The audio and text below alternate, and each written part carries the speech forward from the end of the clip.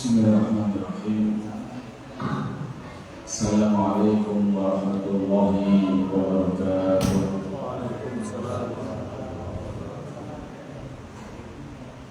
Alhamdulillahi rabbil alamin. Wa usalli wa usallim ala nabiyyina Muhammadin wa ala alihi wa sahbihi ajma'in. Amma ba'du. Bapak-bapak, ibu-ibu, rekan-rekan pemuda, pemudi, adik-adik kaum muslimin dan muslimat, rahimani wa rahimakumullahu ta'ala.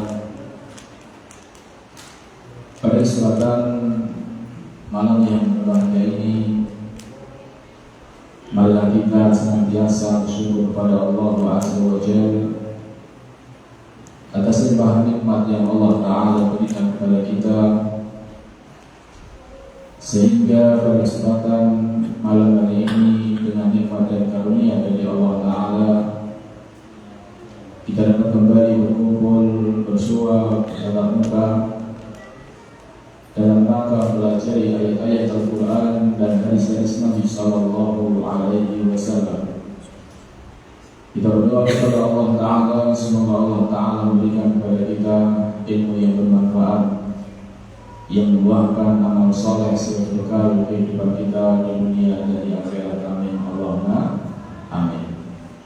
Salawat dan salam semoga senantiasa tercurahkan kepada Nabi kita Muhammad Sallallahu Alaihi Wasallam, para keluarga beliau, para sahabat-sahabat beliau, serta orang-orang yang senantiasa setia mengikuti jejak beliau hingga di akhir kelak. Kaum muslimin dan muslimat, rahimani wa rahimakumullah ta'ala. Pada malam hari ini kita akan memasuki bab ke-213, bab 214 dan bab 215. Pada bab ke-213, Al-Imam An-Nawawi rahimahullah ta'ala membawakan judul bab disunahkannya sholat tarawih. Bab disunahkannya sholat tarawih. Di antara hadis yang dibawakan oleh Al-Imam An-Nawawi rahimahullah ta'ala adalah hadis dari sahabat Abu Hurairah radhiyallahu ta'ala anhu. Rasulullah sallallahu alaihi wasallam bersabda, "Man qama Ramadan imanan wa ihtisaban, ghufira lahu ma taqaddama min dhanbihi." Barang siapa melakukan qiyam Ramadan, salat tarawih, imanan karena iman, wa ihtisaban mencari pahala, apa balasannya? Ghufira lahu ma taqaddama min dhanbi, maka dosa-dosanya yang telah lalu akan diampuni. Hadis riwayat Bukhari dan Muslim. Kaum muslimin dan muslimat, rahimani wa rahimakumullah ta'ala. Pada kesempatan malam hari ini kita akan memulai memasuki pembahasan tentang puasa Ramadan. Kita tahu bahwasanya atau kita akan memasuki pembahasan tentang Ramadan.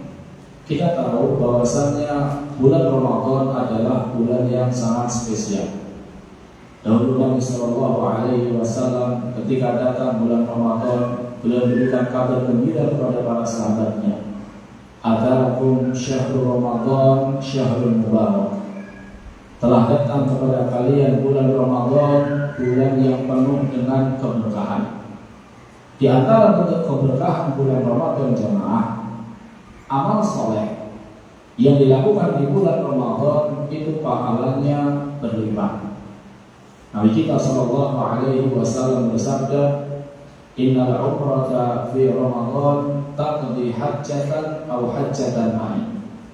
Sesungguhnya umrah yang dilakukan di bulan Ramadan itu pahalanya sebanding dengan haji, bahkan haji bersama Nabi Sallallahu Alaihi Wasallam. Umrah sama haji pahalanya bersama saja, pahala bersama haji. Namun ketika umrah itu dilakukan bulan Ramadan, maka pahalanya sebanding dengan haji.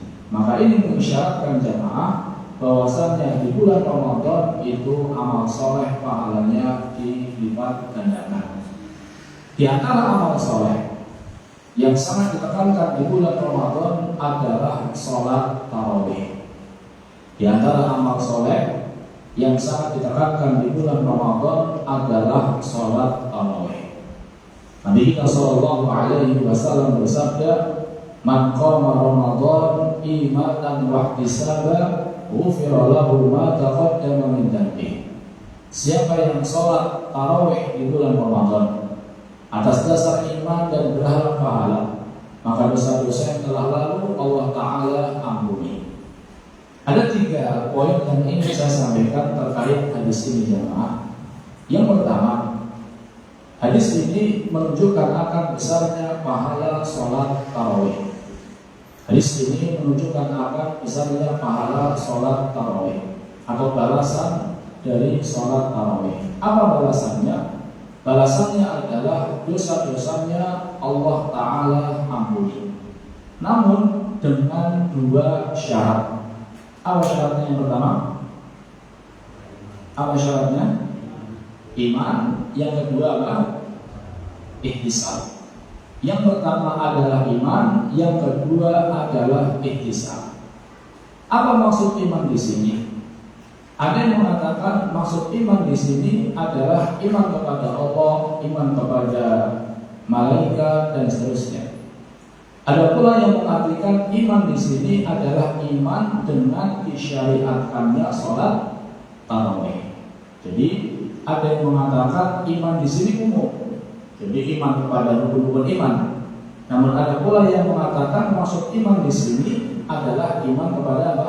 Disyariatkannya sholat tarawih. Yakin bahwasannya sholat tarawih itu disyariatkan. Karena kita tahu jamaah bahwasannya ibadah itu akan sia-sia ketika yang melakukannya tidak dibangun di atas keimanan. Allah Azza wa Jalla berfirman tentang infaknya orang-orang kafir. Wa ma mana'ahum an tuqbala minhum nafaqatuhum illa annahum kafaru billah. Tidak ada yang menghalangi untuk diterima nafkah-nafkah mereka kecuali karena mereka kufur kepada Allah Ta'ala. Jadi orang-orang kafir berinfak aja Pak, berinfak. Orang-orang kafir berinfak. Hanya saja karena mereka tidak beriman kepada Allah, infak mereka sia-sia. Makanya dahulu jemaah, ada seseorang yang sangat terkenal dengan kedermawanannya. Namanya adalah Ibnu Jad'an. Namanya Ibnu Jad'an. Ibnu Jad'an ini adalah orang yang sangat terkenal dengan kedermawanannya. Karena dia adalah orang yang sangat terkenal dengan kedermawanannya, Aisyah radhiyallahu taala anha suatu hari beliau bertanya kepada Nabi sallallahu alaihi wasallam. Kata Aisyah radhiyallahu taala anha, "Inna ibn Jad'an fil jahiliyah." Sesungguhnya Ibnu Jad'an wahai Rasulullah dahulu di masa jahiliyah karena yaqrid dhaif wa yuhsinul jiwar wa yasilur rahim. Sesungguhnya Ibnu Jad'an wahai Rasulullah dulu di masa jahiliyah dia adalah orang yang sangat menghormati tamunya. Kemudian dia sangat berbuat baik kepada tetangganya. Dia adalah orang yang rajin menyambung silaturahmi. Dia adalah orang yang hebat kepada Rasulullah. Fahal yanfa'uhu dzalika? Apakah semua yang dilakukan oleh Ibnu Jad'an itu bermanfaat? Kata Nabi sallallahu alaihi wasallam, "La innahu lam yaqul yawman qad Allahumma firli khati'ati yawmaddin." Tidak bermanfaat apa yang dilakukan oleh Ibnu Jad'an. Kenapa? Karena Ibnu Jad'an selama hidupnya dia tidak pernah mengatakan Rabbi firli khati'ati yawmaddin, ya Allah ampunilah dosa-dosaku di hari pembalasan. Maksudnya adalah Ibnu Jad'an ini tidak yakin akan adanya hari apa? Pembalasan. dia tidak beriman kepada Allah, dia tidak beriman akan adanya apa? Hari akhir. Sehingga apa yang dia lakukan, dia rajin bersedekah, dia sangat semangat menghormati tamu, dia berbuat baik tetangga dan seterusnya, tidak ada manfaatnya karena dia tidak beriman akan adanya apa? Hari akhir. Jadi jamaah, syarat yang pertama adalah iman. Kalau kita mengetahui bahwasannya semua ibadah itu harus dibangun di atas iman, maka seorang mukmin yang menyadari hal itu hendaknya dia menaruh perhatian besar dengan apanya? Imannya. Hendaknya dia menaruh perhatian besar dengan imannya. Kenapa demikian? Karena iman ini jamaah bisa usang. Iman ini tidak senantiasa baru. Iman itu bisa usang. Nabi kita SAW bersabda, Innal imana la yakhlaqu fi jawfi ahadikum kama yakhlaqu thawbu.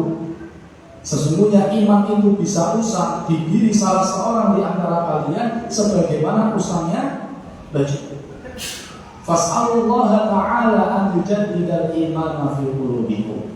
Karena iman ini bisa usang, maka mintalah kepada Allah agar Allah Ta'ala memperbarui iman di hati-hati kalian. Maka seorang mukmin jamaah, dia harus perhatian terhadap imannya. Dia harus menaruh perhatian besar terhadap imannya. Bagaimana menjaga imannya ini agar tidak usang. Bagaimana menjaga imannya ini agar senantiasa apa? Naik. Bagaimana menjaga iman ini agar senantiasa bertambah. Kenapa demikian? Tadi jamaah, karena iman ini syarat diterimanya apa? Amanah. Makanya di antara cara untuk menambah keimanan jamaah adalah menghadiri majlis ilmu. Makanya para sahabat Nabi SAW mereka sering mengatakan ta'alu bina nasdaru imanan. Wahai saudara-saudara muslim, kumpul di masjid, kita baca Al-Quran, kita pelajari hadis-hadis Nabi SAW. Untuk apa? Nasdadu iman. Mari kita sama-sama menambah apa? Iman kita. Dengan kita membaca Al-Quran, kita mendengar hadis-hadis Nabi SAW, jamaah, insya Allah iman kita akan bertambah. Insya Allah iman kita akan senantiasa bertambah. Insya Allah iman kita tidak usah. Allah Azza wa Jalla berfirman, wa idza ma unzilat suratun faminhum man yaqulu ayyukum zadatu hadhihi imana. Apabila diturunkan Al-Quran, apabila diturunkan surat, maka orang-orang munafik di zaman dahulu mereka mengatakan ayyukum zadatu hadhihi imana. Siapa di antara kalian yang bertambah imannya dengan turunnya surat tersebut? Kata Allah Ta'ala, fa'amal ladina amanu fazadathum imanan. Adapun orang-orang yang beriman ketika turun surat, ketika mereka mendengar surat, maka iman mereka akan apa? Bertambah. Ini yang pertama jemaah, syaratnya dia bisa beriman. Dan seorang muslim hendaknya dia perhatian dengan imannya. Syarat yang kedua adalah ihtisab. Apa itu ihtisab? Ihtisab itu artinya adalah berharap pahala. Jadi ketika dia sholat, tidak ada tujuan lain kecuali mengharap keridhaan Allah Azza wa Jalla. Tidak ada tujuan lain kecuali mengharap pahala dari Allah Azza wa Jalla. Karena ternyata jemaah, tidak semua orang yang sholat tarawih, tidak semua orang yang sholat tahajud dia mendapatkan balasan dari Allah Azza wa Jalla. Karena Nabi SAW rubba sha'im, rubba qa'im, laisa lahu min qiyamihi illa sahur. Betapa banyak orang yang sholat malam, betapa banyak orang yang sholat tarawih, dia tidak dapat kecuali bergadang tok. Jadi capeknya dia beribadah, sholat dia yang dia dapat hanya mengurangi jatah tidurnya saja. Dan Nabi mengatakan rubah, apa arti rubah? Litaksir, untuk menunjukkan banyak. Maka yang menunjukkan bahwasannya tidak sedikit orang yang dia sholat tarawih, dia sholat malam, namun dia tidak mendapatkan kecuali hanya apa? Bergadang. kecuali hanya mengurangi jatah di dunia. Maka seorang mukmin ketika dia sholat tarawih dibangun di atas keimanan, kemudian hadirkan niat, dia benar-benar berharap pahala dari Allah Azza wa Jalla. Kata Nabi SAW, la ajra illa an isbatin. Tidak ada pahala kecuali kalau dihadirkan niat pengen dapat pahala. La ajra illa an isbatin. Tidak ada pahala yang didapat oleh seseorang kecuali kalau seandainya dia ketika melakukan ibadah dia berharap pahala. Tapi ketika dia berharap selain pahala, maka bisa jadi dia dapat hal itu, bisa jadi dia tidak dapat. Dan tentunya dia tidak dapat pahala di akhirat karena dia tidak berharap dengan pahala. Makanya dahulu jamaah ada seseorang yang bernama Hatim At-Ta'i. Hatim At-Ta'i, dia juga orang yang terkenal dengan kedermawanannya. Tadi yang pertama ada siapa? Ibnu Jada'an. Dia orang yang terkenal di masa jahiliyah. Dia orang yang terkenal dengan kedermawanan di masa jahiliyah. Ada juga Hatim At-Ta'i. Dia juga orang yang terkenal dengan kedermawanannya di masa jahiliyah. Bahkan kalau seandainya orang mau berbicara masalah kedermawanan, maka yang disebutkan sebagai contoh adalah Hatim At-Ta'i. Anaknya yang bernama Adi bin Hatim At-Ta'i. Anaknya bertanya kepada Nabi SAW, wahai Rasulullah, inna abi kana yasilur rahim. Wahai Rasulullah, bapak saya dulu rajin silaturahmi. Wa yukrid dhaif, bapak saya juga memuliakan tamu. Wa yaf'alu kada wa kada. Bapak saya banyak melakukan amal-amal kebajikan. Apakah itu bermanfaat untuk bapak saya? Kata Nabi sallallahu alaihi wasallam, "Inna abaka arada syai'an fa adraka." Tidak bermanfaat untuk bapakmu karena dulu bapakmu ketika melakukan kebaikan tersebut dia menginginkan sesuatu dan dia sudah dapat sesuatu tersebut. Ketika dia melakukan kebaikan, dia ingin dipuji oleh manusia. Dan dia sudah dapat apa? Pujian tersebut. Bahkan sampai sekarang kita tahu Hatim At-Ta'i adalah orang yang apa? Dermawan. Karena ibadahnya dibangun di atas niat bukan karena Allah Azza wa Jalla jamaah, sehingga dia tidak dapat pahala di akhirat. Dia hanya mendapatkan dzikrul hasan. Dia yang mendapatkan pujian, dia yang mendapatkan penyebutan yang baik di lisan-lisan manusia. Jadi jamaah mendapatkan ampunan di dalam hadis ini yang disebutkan oleh Nabi Shallallahu Alaihi Wasallam itu syaratnya ada berapa? Dua. Yang pertama iman, yang kedua adalah apa? Ihtisab. Poin yang kedua yang bisa kita ambil dari hadis ini jamaah adalah apa itu sholat tarawih. Apa itu sholat tarawih? Tarawih itu secara bahasa jamak dari tarwihah. Tarawih itu jamak dari tarwihah, jamak taksir. Jadi kalau tarwihah itu istirahat, kalau tarawih istirahat. Jadi kalau tarwihah itu sekali istirahat, kalau tarawih itu berkali-kali istirahatnya. Kenapa? Karena zaman dahulu jamaah, ketika seseorang melakukan sholat tarawih itu sering istirahatnya. Jadi setelah 4 rakaat istirahat, setelah 4 rakaat istirahat. Dari karena banyaknya istirahat ini jamaah, oleh karena itu dikenal dengan sholat apa? Tarawih. Dan istilah ini jamaah tidak ada di zaman Nabi Shallallahu Alaihi Wasallam. Istilah tidak masalah. Penamaan itu tidak masalah. Yang penting ibadahnya apa? Ada pun penamaan tidak masalah. Tidak ada di zaman Nabi. Penamaan ini tidak masalah. Yang penting syariat ibadahnya apa? Ada.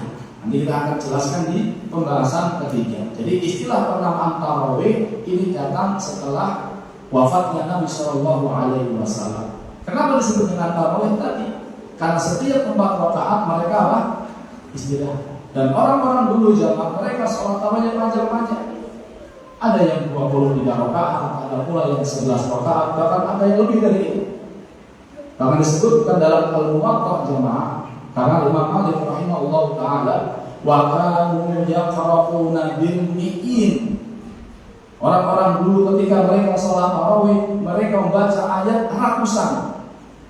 Jadi kalau mi'ah itu apa? 100, kalau mi'in itu ratusan. Jadi bacanya tak tahu 100 atau 200 dan seterusnya. Bacanya panjang sekali. Bil mi'in dengan beratus-ratus ayat. Wa kanu yattaqiuna ala isiyihim. Saking lamanya mereka sholat sambil bersandar di atas tongkat-tongkat mereka. Bayangkan, bacanya berapa? Ratusan ayat. Saking lamanya mereka sambil bersandar di atas tongkat-tongkat mereka. Fi ahdi Utsman min syiddatil qiyam. Dan ini terjadi di zamannya Utsman bin Affan karena lapangnya mereka berdiri. Dan zaman sekarang jamaah masih ada, saya diceritakan oleh kakak saya di Bandung, itu sholat tarawih dari jam 9 malam sampai menjelang subuh. Jadi hanya kurang lebih dikasih waktu setengah jam tok untuk sahur. Dari jam 9 malam sampai kapan? Ya kurang lebih jam setengah 4 lah. Jadi 9 malam sampai setengah 4. Kita kuat nggak ya? Kuat nggak? Kayaknya awalnya 2 soft, selesai sholat tinggal berapa soft? Tinggal imam sendirian. Jadi setelah 4 rakaat itu istilahnya sampai 1/4 jam. Istilah ngapain? Ada baca Al-Quran, ada yang buat kopi dan seterusnya. Sama dulu di Mekah satu jamaah. Jadi ketika istilah mereka tawaf, ini dulu. Jadi ketika mereka sholatnya di mana? Di Masjidil Haram. Ketika setelah 4 rakaat mereka apa? Tawaf. Ada yang istirahat, ada yang tawaf. Jadi intinya sholat tarawih ini jamaah disebut dengan tarawih, itu artinya apa? Istirahat. Karena setelah 4 rakaat mereka apa? Istirahat. Jadi yang di tempat jamaah 2 rakaat istirahat, 2 rakaat baru apa? Istirahat. Ada pun sekarang jamaah kita dapati sholat tarawih ini jamaah super cepat. Bahkan sebagian orang jamaah ketika malam pertama sholat tarawih, dia survei dulu mencari musola atau masjid yang paling apa? Cepat. Ketika dia dapatin masjid Alamah, sudah kapok, nggak akan sholat lagi. Siapa imamnya? Oh, Pak Ali jamaahnya. Pindah masjid dia. Pas pindah masjid ternyata imamnya Pak Ali juga di masjid jamaah. Sama-sama lama. Intinya jamaah apa namanya disebut dengan tarawih itu karena adanya istirahatnya. Ini pembahasan yang kedua. Sekarang kita masuki pembahasan yang ketiga. Pelajaran yang ketiga yang bisa kita ambil dari hadis ini jamaah, bahwasannya sholat tarawih sudah ada sejak zaman Nabi kita Muhammad Sallallahu Alaihi Wasallam. Sholat tarawih itu sudah ada sejak zaman Nabi kita Sallallahu Alaihi Wasallam. Disebutkan oleh sahabat Abu Dzar radhiyallahu taala anhu, "Sunnah ma'a Rasulillah sallallahu alaihi wasallam falam yakun bina nabiyyu hatta yabqa sab'un minasyahri." Kata Abu Dzar, kita berpuasa bersama Nabi sallallahu alaihi wasallam hari pertama, hari kedua, sampai tidak tersisa kecuali tinggal 7 hari. Jadi hari pertama sampai hari ke-22 itu tidak ada sholat tarawih di masjid. Ketika Ramadan tinggal 7 hari, faqama bina hatta dhahaba nahbun min thuluthil lail. Ketika malam ke-23 jamaah, Nabi Sallallahu Alaihi Wasallam sholat tarawih secara berjamaah sampai berlaku sepertiga malam. Anggaplah sepertiga itu ya kurang lebih jam 10 atau mungkin kurang dari itu. Di sholat tarawihnya di malam pertama. Sumakanat sadisan falam yakun. Kemudian di hari berikutnya, berarti malam keberapa? 24. Nabi SAW tidak keluar untuk sholat tarawih berjamaah. Falam makanat khamisah qoma bina. Ketika tinggal sisa 5 hari, berarti malam 25, Nabi Shallallahu Alaihi Wasallam kembali sholat tarawih bersama kami di masjid hatta dhahaba nahwun min syatril lail, sampai berlalu setengah malam. Dari sholat tarawih Nabi sampai kurang lebih setengah 12. Lama tak jemaah? Lama. Kemudian ketika setengah malam sudah berlalu, para sahabat sudah selesai. Para sahabat mengatakan, ya Rasulullah, lau nafaltana qiyama hadhihi lailah. Wahai Rasulullah, seandainya engkau lanjutkan sholat malam ini. Jadi para sahabat sholat sampai setengah 12, mereka masih minta apa? Lanjut, tangguh Rasul, lanjut. Apa kata Rasulullah SAW? Inna rajulan idza shalla ma'al imami hatta yansarifa husiba lahu qiyamul lailah. Hadis riwayat An-Nasa'i. Kata Nabi sallallahu alaihi wasallam, kalau seandainya seseorang dia sholat tarawih bersama imam sampai selesai. Jadi walaupun sholatnya sampai jam 9, hanya sampai setengah 9, hanya sampai jam 10, intinya dia sholat sampai selesai, husiba lahu qiyamul lailah, maka ditulis baginya sholat semalam suntuk. Jadi Nabi SAW ingin memberikan pelajaran kepada mereka, walaupun kita sholatnya hanya sampai setengah malam, tapi pahalanya sholat semalam suntuk. Ini hadis menunjukkan jamaah bahwasannya sholat tarawih ini sudah ada sejak zaman Nabi Shallallahu Alaihi Wasallam. Ketika zaman Abu Bakar, kenapa Nabi Shallallahu Alaihi Wasallam di hari berikutnya beliau Shallallahu Alaihi Wasallam tidak sholat tarawih berjamaah? Kata Nabi Shallallahu Alaihi Wasallam, beliau mengatakan, saya takut kalau seandainya sholat tarawih ini apa? Diwajibkan. Jadi alasan Nabi Shallallahu Alaihi Wasallam tidak kembali melaksanakan sholat tarawih secara berjamaah karena Nabi Shallallahu Alaihi Wasallam takut kalau seandainya sholat tarawih ini diwajibkan. Setelah wafatnya Nabi, apakah kekhawatiran Nabi masih berlaku? Tidak, karena setelah Nabi meninggal dunia, maka wahyu telah terputus. Syariat sudah sempurna. Apa yang wajib sudah jelas, apa yang sunnah sudah jelas. Jadi apa yang dikhawatirkan Nabi, nanti dikiranya sholat nanti akan turun kewajiban sholat tarawih, itu sudah tidak ada lagi. Sehingga dengan ini jamaah, sholat tarawih merupakan hal yang disunahkan oleh Nabi Shallallahu Alaihi Wasallam. Ini bab ke-213. Sekarang kita masuki bab ke-214. Keutamaan sholat pada malam Lailatul Qadar dan penjelasan malam yang paling diharapkan terjadinya Lailatul Qadar. Penjelasan keutamaan sholat pada malam Lailatul Qadar dan penjelasan malam yang paling diharapkan terjadinya Lailatul Qadar. Kaum muslimin dan muslimat rahimani wa rahimakumullah ta'ala, di antara ayat yang dibawakan oleh Al-Imam An-Nawawi rahimahullah ta'ala adalah firman Allah di dalam Al-Quran surat Al-Qadar ayat 1. Allah Azza wa Jalla berfirman, Inna anzalnahu fi lailatul qadri. Sesungguhnya kami menurunkan Al-Quran pada malam kemuliaan. Al-Quran surat Al-Qadar ayat 1. Kaum muslimin dan muslimat rahimani wa rahimakumullah ta'ala, Allah Azza wa Jalla Sang Pencipta. Makanya di antara nama Allah adalah Khaliq. Di antara nama Allah pula adalah Khalaq. Apa bedanya Khaliq sama Khalaq, teman-teman?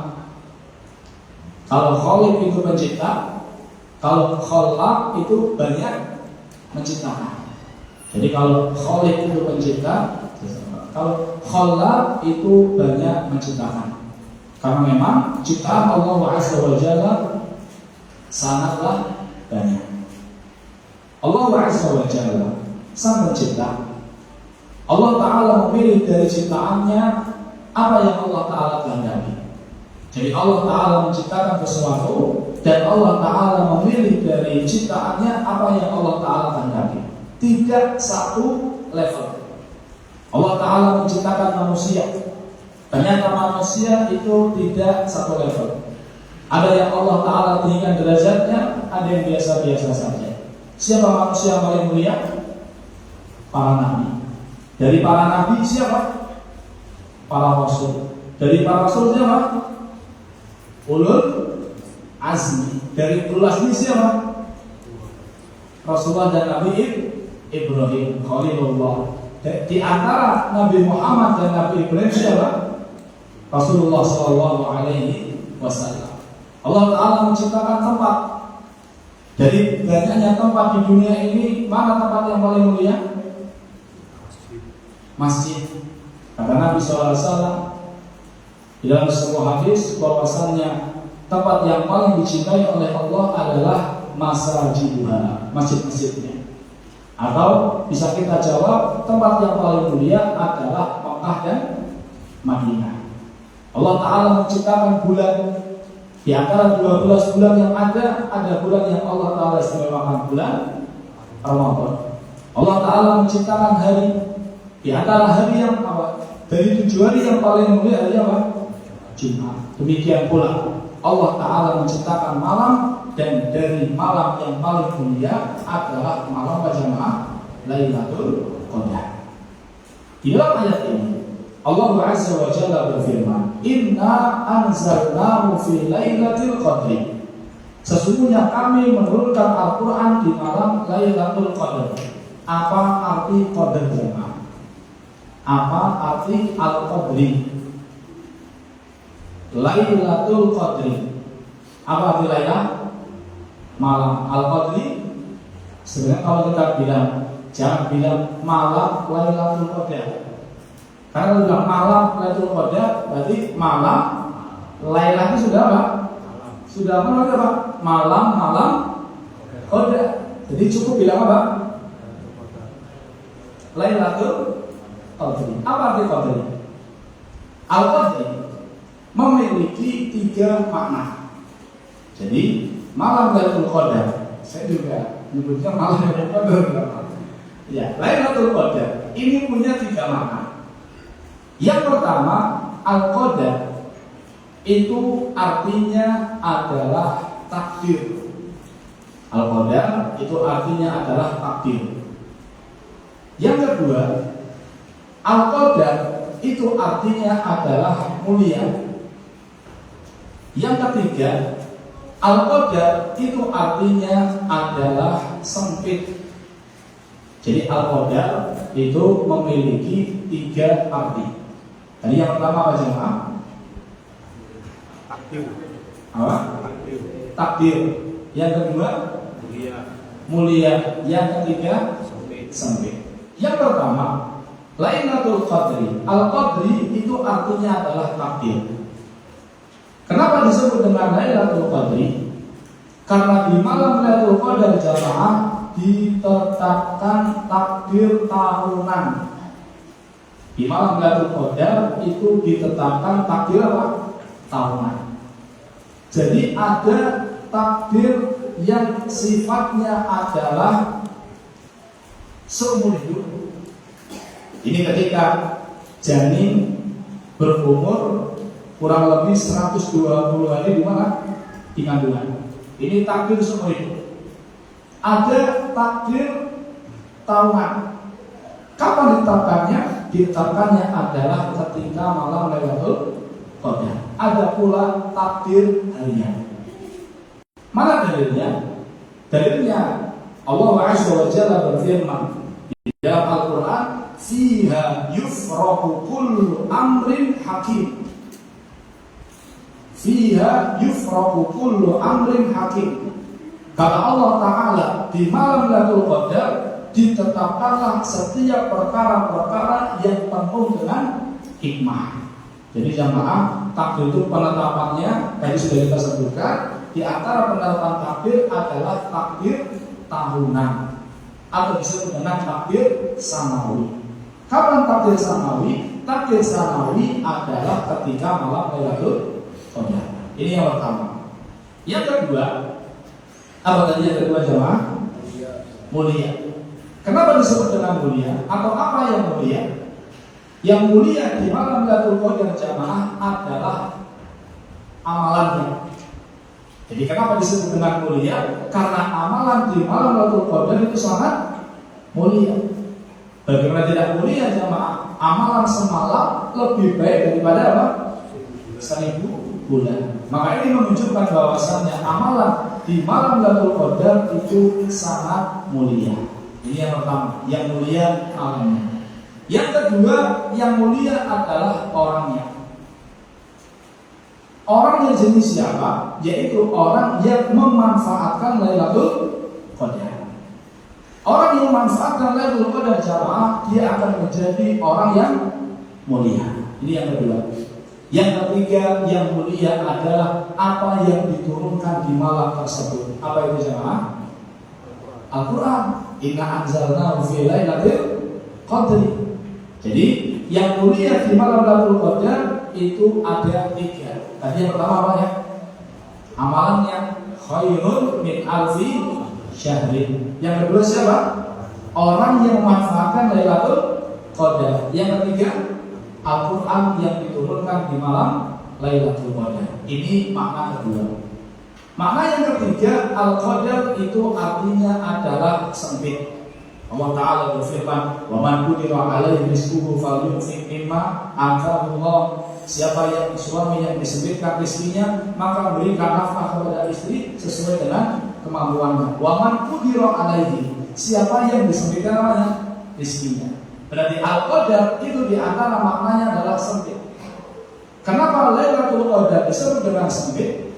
Lailatul Qadar disebut dengan sempit jamaah karena di malam tersebut malaikat yang turun ke bumi sangatlah banyak.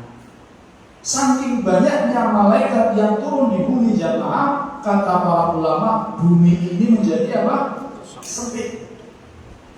Allah Ta'ala berfirman, "Tanazzalul malaikatu waruh." Para malaikat turun dan Jibril alaihissalam juga turun. Jadi banyak sekali malaikat yang turun. Ada yang mengatakan malaikat dari setiap tingkatan subjek, dari setiap tingkatan langit itu mereka turun ke bumi. Ini menunjukkan bahwasanya betapa sempitnya malam, betapa sempitnya dunia di malam tersebut, betapa sempitnya bumi di malam tersebut. Malaikat ngapain? Malaikat kata yu'aminuna, mereka mengaminkan doa-doa orang yang berdoa. Makanya ketika Lailatul Qadar kita disunahkan untuk memperbanyak doa. Allahumma innaka afuwun tuhibbul afwa fa'fu anni. Karena di saat itu jamaah para malaikat turun, mereka mengaminkan doa-doa orang yang berdoa. Jadi Al-Qadar itu ada 3 makna. Tadi yang pertama apa? Takdir. Kenapa diartikan takdir? Karena di malam tersebut takdir tahunan ditetapkan. Yang kedua, mulia. Apa yang mulia tadi? Amalannya, orangnya, dan Al-Quran. Yang ketiga apa? Sempit. Kenapa sempit? Karena banyaknya malaikat yang turun di malam tersebut. Wallahu a'lam. Kita lanjut setelah adzan.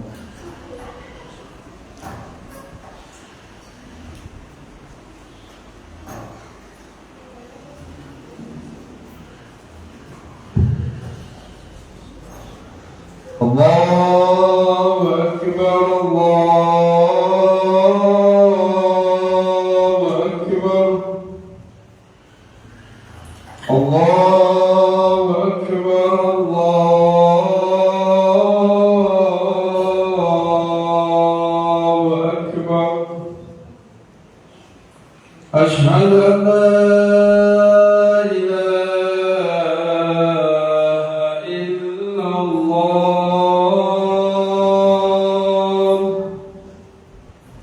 أشهد أن لا إله إلا الله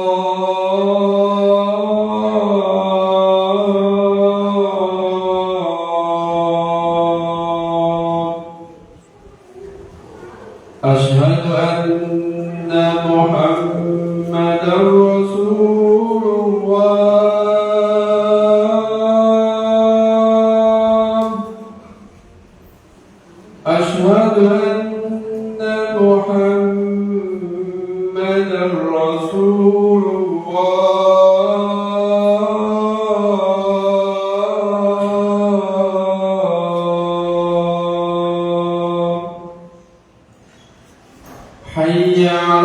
الصلاة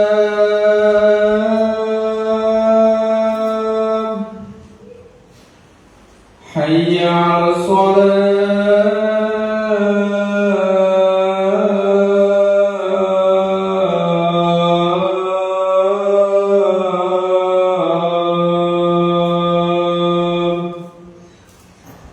حي على الفلاح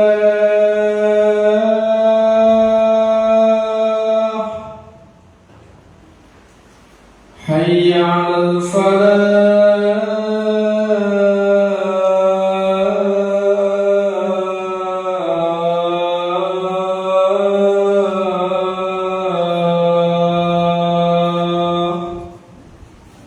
الله أكبر الله أكبر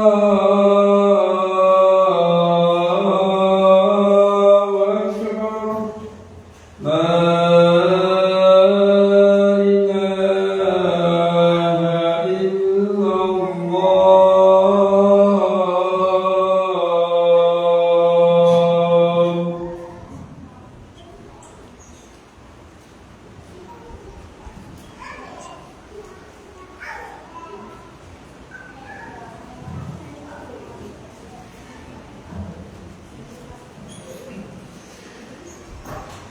Alhamdulillah, salatu wassalamu ala rasulillah. Kita lanjutkan dari Abu Sa'id Al-Khudri radhiyallahu ta'ala anhu. Rasulullah sallallahu alaihi wasallam bersabda, "Faltamisuha fil ashril awakhir waltamisuha fi kulli witrin." Kata Nabi sallallahu alaihi wasallam, carilah Lailatul Qadar pada 10 hari terakhir Ramadan. Carilah pada malam-malam ganjil. Hadis riwayat Bukhari dan Muslim. Kaum muslimin dan muslimat rahimani wa rahimakumullah ta'ala. Di dalam hadis ini Nabi kita sallallahu alaihi wasallam mengatakan faltamisuha, carilah. Perintah Nabi untuk kita mencari Lailatul Qadar jamaah, maka menunjukkan akan mulianya malam Lailatul Qadar. Karena tentunya Nabi Shallallahu Alaihi Wasallam tidak akan merintahkan umatnya untuk mencari kecuali sesuatu yang apa? Mulia. Nabi Shallallahu Alaihi Wasallam merintahkan kita untuk mencari. Dan Nabi Shallallahu Alaihi Wasallam bukan hanya memerintahkan, Nabi Shallallahu Alaihi Wasallam juga memberikan contoh nyata bagaimana mencari Lailatul Qadar. Nabi Shallallahu Alaihi Wasallam dulu pernah iktikaf di 10 malam pertama dari bulan Ramadan. Kemudian datang malaikat Jibril, kata malaikat Jibril, apa yang kamu cari ada di hadapanmu. Artinya di 10 malam pertama itu tidak ada malam Lailatul Qadar. Apa yang kamu cari, kata Jibril, ada di hadapanmu. Sehingga Nabi iktikaf di malam ke-11 sampai malam ke-20. Selesai malam 20, Jibril kembali mengatakan, apa yang kamu cari ada di hadapanmu. Dari sinilah jamaah tetap bahwasanya Lailatul Qadar itu ada di 10 terakhir bulan Ramadan. Dan Nabi Shallallahu Alaihi Wasallam beliau tidak pernah meninggalkan iktikaf. Kata Aisyah radhiyallahu taala anha, karena Rasulullah SAW ya'takif fil ashr al-awakhir min Ramadan hatta tawaffahu Allah. Rasulullah Shallallahu Alaihi Wasallam senantiasa iktikaf 10 hari terakhir bulan Ramadan sampai beliau wafat.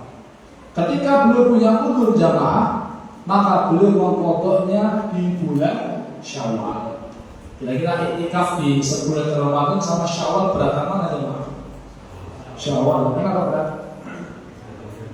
Hah? Gak ada temannya yang lain. Sudah ada temannya, kemudian apa? Ya banyak yang jalan-jalan dan seterusnya. Iya. Ini menunjukkan bahwasanya Nabi kita Shallallahu Alaihi Wasallam beliau begitu semangat mencari Lailatul Qadar. Kemudian Nabi SAW menyebutkan kapan itu Lailatul Qadar. Ini nikmat dari Allah Azza wa Jalla. Karena Nabi SAW menyebutkan hari-hari di mana terjadinya Lailatul Qadar. Nabi SAW tidak mengatakan cari Lailatul Qadar di 30 hari bulan Ramadan. Kalau Nabi mengatakan seperti itu berat tak? Berat, berarti iktikafnya dari malam pertama sampai malam terakhir. Tapi Nabi SAW lebih mempersempit lagi kemungkinan. Carilah di 10 terakhir bulan Ramadan. Bukannya sampai situ, kata Nabi fi kulli witrin, di setiap malam ganjil. Jadi yang tadinya Ramadan kemudian dipersempit menjadi 10 terakhir bulan Ramadan, dipersempit lagi menjadi malam-malam apa? Ganjil. Bayangkan jamaah, kalau seandainya malam Lailatul Qadar itu sudah ditetapkan malam 27 sepanjang tahun, kira-kira malam 26 masjid bagaimana? Sepi.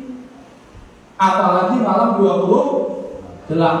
Ditanya kenapa nggak ke masjid Pak? Saya sudah melakukan ibadah yang lebih baik daripada 1000 bulan. Karena dia sudah dapat Lailatul Qadar pada malam berapa? 27. Ini di antara hikmah kenapa Lailatul Qadar ini disembunyikan. Sekarang kita masuki bab ke-215. Keutamaan siwak dan sifat-sifat fitrah. Dari Abu Hurairah radhiyallahu taala anhu, beliau berkata bahwa Rasulullah sallallahu alaihi wasallam bersabda, "Laula an asyqa ala ummati."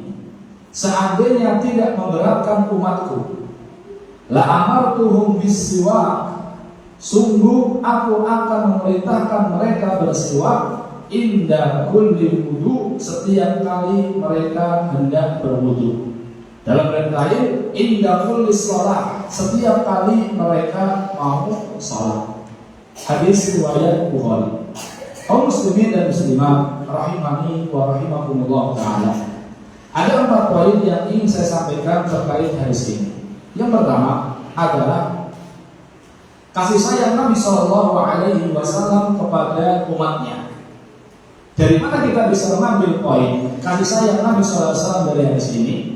Karena Nabi Shallallahu Alaihi Wasallam jamaah, padahal beliau ini sangat pengen sekali mewajibkan bersiwak sebelum wudhu, mewajibkan bersiwak sebelum sholat.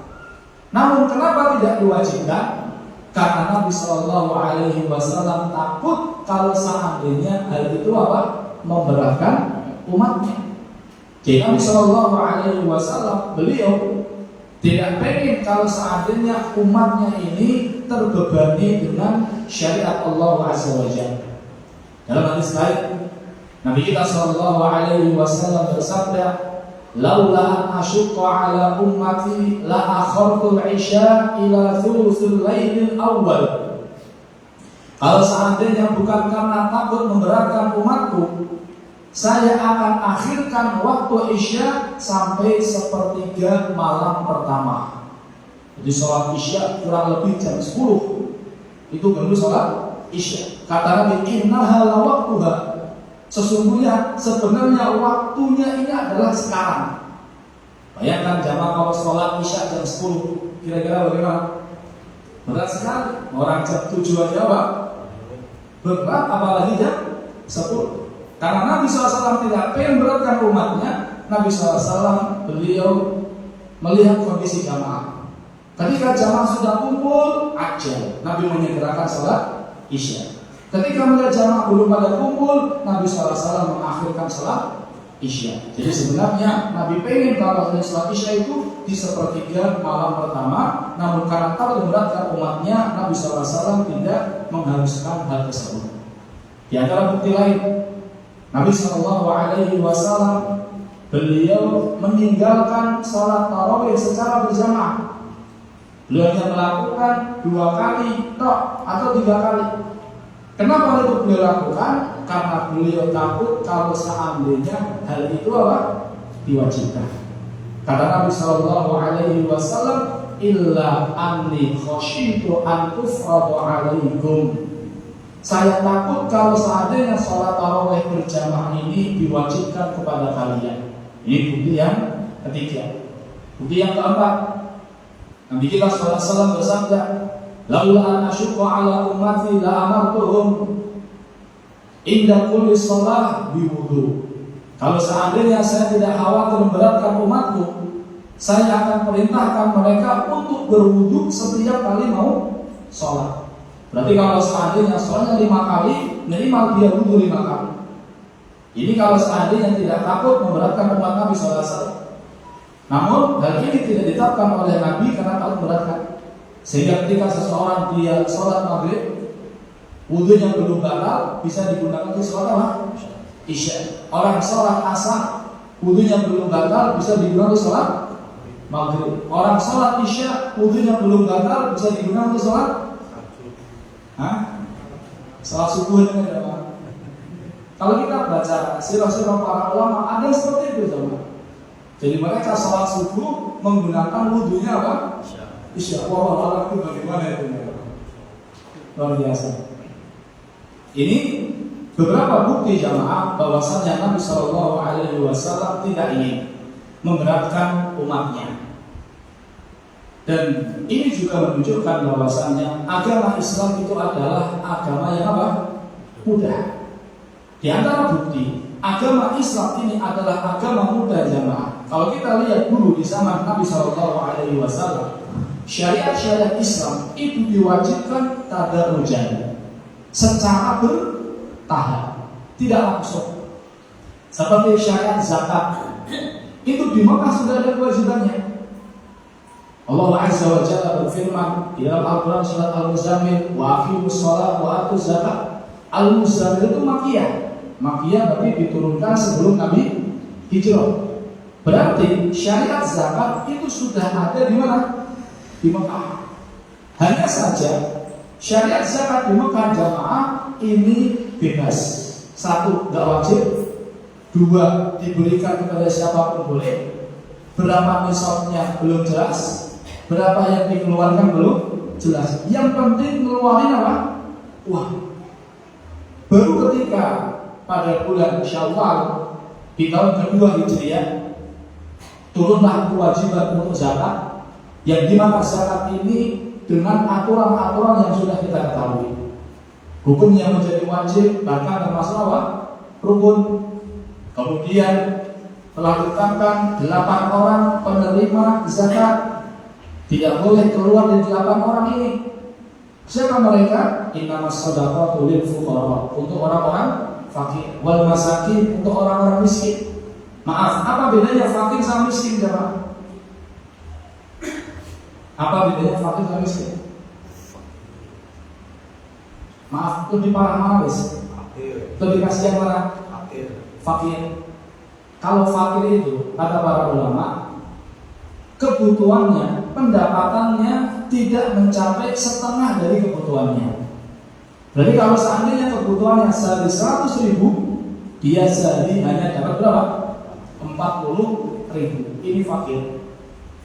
Tapi kalau seandainya miskin, itu kebutuhannya sehari 100.000, namun dia hanya dapat 80.000 sehari. Ini disebut dengan apa? Miskin. Mungkin nggak orang dapat sehari 200.000, dia disebut dengan miskin? Mungkin kan? Mungkin. Kalau seandainya kebutuhan dia lebih dari berapa? 200.000. Jadi yang penting dilihat antara pendapatan dengan apa? Kebutuhan. Fakir, miskin. Innamas shadaqatu lil fuqara wal masakin wal 'amilina 'alaiha. Untuk amil. Amil itu yang mengutin zakat dan membagikannya. Dan amil ini jamaah ditunjuk oleh siapa? Pemerintah. Amil zakat, zakat mal maksudnya, ini yang dia boleh mendapatkan hak zakat walaupun dia orang kaya. Ini adalah amil yang ditunjuk oleh siapa? Pemerintah. Dan seterusnya disebutkan 8. Kemudian dijelaskan juga nisabnya, berapa nisabnya. Dijelaskan juga berapa yang harus dikeluarkan. Kata para ulama, kenapa kewajiban zakat ini bertahap? Pertama di Mekah hanya disuruh mulai uang.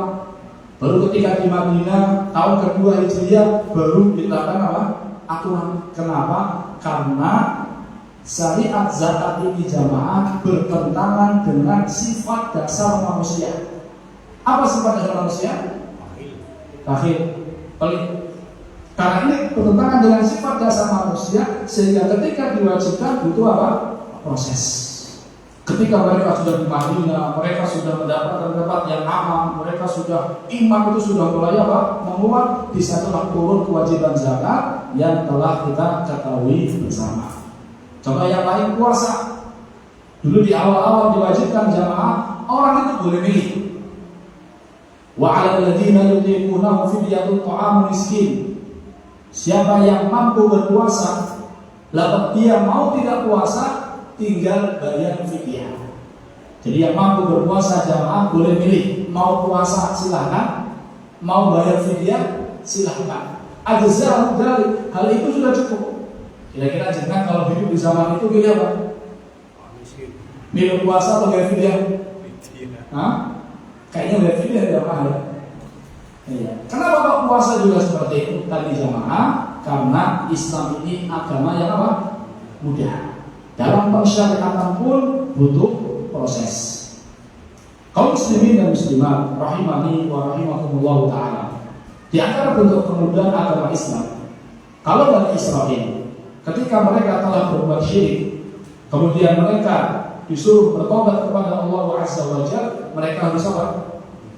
Bunuh diri. Faqtulu anfusakum fataba 'alaikum. Bertobatlah kalian kepada Allah dengan cara apa? Bunuh diri. Jadi mereka berada di suatu tempat, kemudian gelap, kemudian mereka saling membunuh. Kalau kita di zaman ini, zaman orang mau bertobat, nggak boleh apa? Nggak harus bunuh diri, bahkan nggak boleh bunuh diri. Tinggal melakukan 3 hal: berhenti, nyesal, dan bertekad untuk tidak apa? Mengulangi. Dan masih banyak sekali jemaah bukti bahwasanya agama Islam ini adalah agama yang apa? Mudah. Ketika dia merasa berat, berarti dia masih menuruti apanya? Hawa nafsunya. Poin yang kedua yang bisa kita ambil dari hadis ini adalah disunahkannya siwak. Al-Imam Syafi'i beliau mengatakan, "Fihi dalilun ala anna siwak laisa biwajib." Hadis ini menunjukkan bahwasannya siwak itu tidak wajib. Karena Nabi mengatakan, kalau seandainya saya tidak takut memberatkan umatku, saya akan perintahkan mereka untuk bersiwak setiap kali mau wudhu. Karena Nabi SAW takut memberatkan umatnya, sehingga siwak itu tidak diapakan? Diwajibkan. Hukumnya sampai sunnah. Walaupun demikian jemaah, sebagian ulama yaitu Madzhab Daud Al-Zahiri, beliau berpendapat bahwasannya bersiwak sebelum sholat itu apa? Wajib.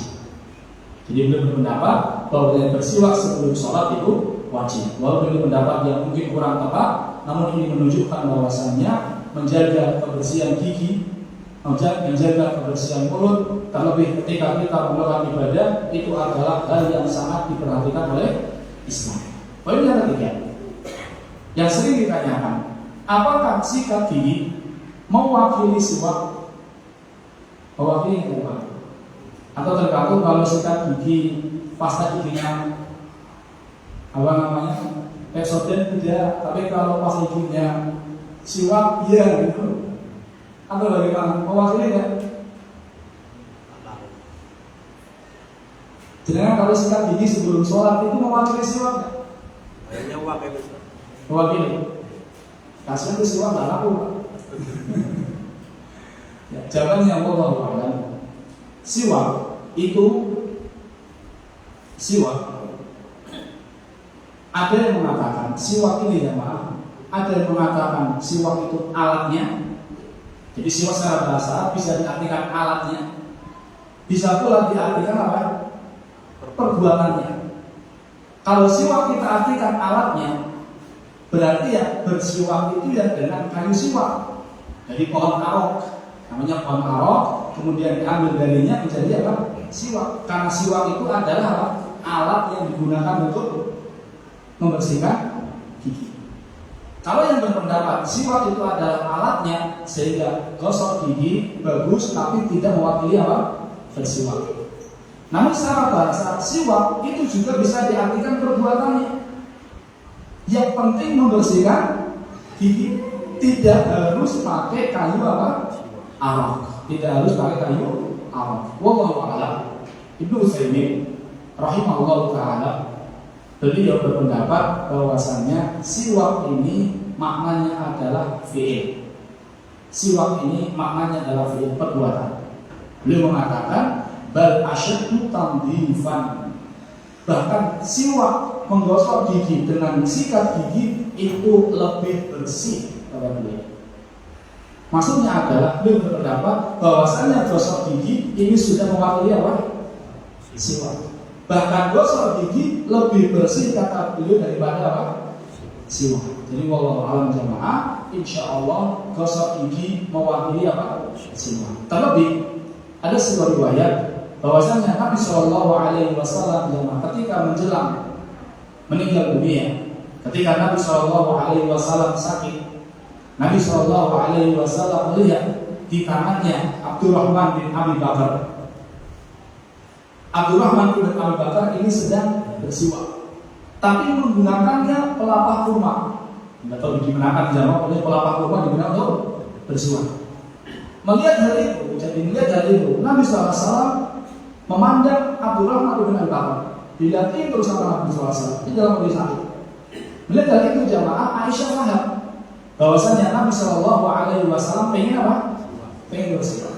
Akhirnya dimintalah siwak tersebut, kemudian dihabiskan sama Aisyah, kemudian diberikan ke Nabi Shallallahu Alaihi Wasallam. Makanya Aisyah mengatakan, saya adalah wanita yang mulia, sebelum meninggal air liur saja bercampur dengan air liur Rasulullah. Karena siwak ini sebelum dipakai sama Rasulullah dihabiskan dulu oleh Aisyah, dan Rasulullah SAW meninggal di pangkuan. Maksud saya di sini, Nabi Shallallahu Alaihi Wasallam bersiwak bukan dengan kayu apa?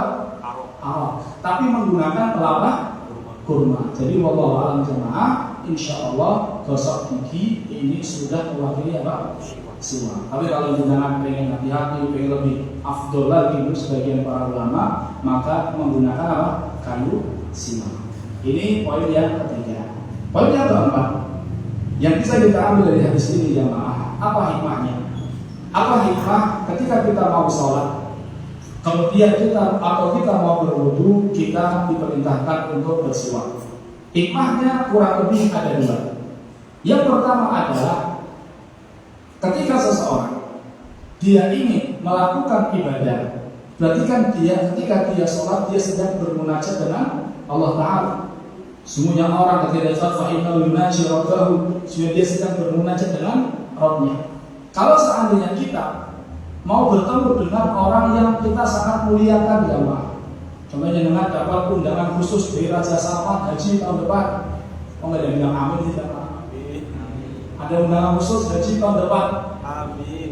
Amin. Kemudian bertemu dengan Raja Salman, dengan malu nggak kalau seandainya bertemu dengan Raja Salman belum gosok gigi, malu nggak? Malu. Pasti kita akan berpenampilan dengan penampilan yang baik.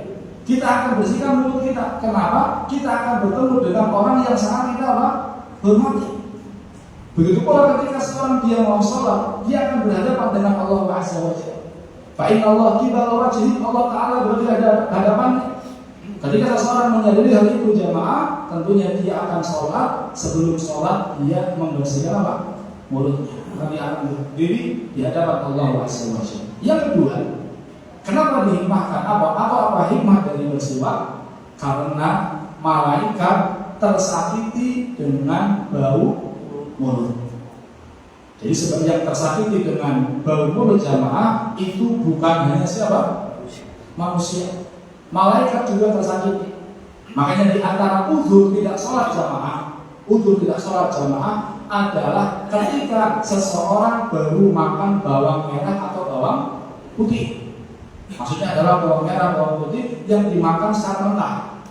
Mungkin bagi kita asing jamaah, namun sebagian negara mereka makan bawang sebagian warga dalam kondisi apa? Mentah. Kalau dia masuk masjid, itu akan mengganggu orang di sampingnya. Allahu Akbar, itu apa?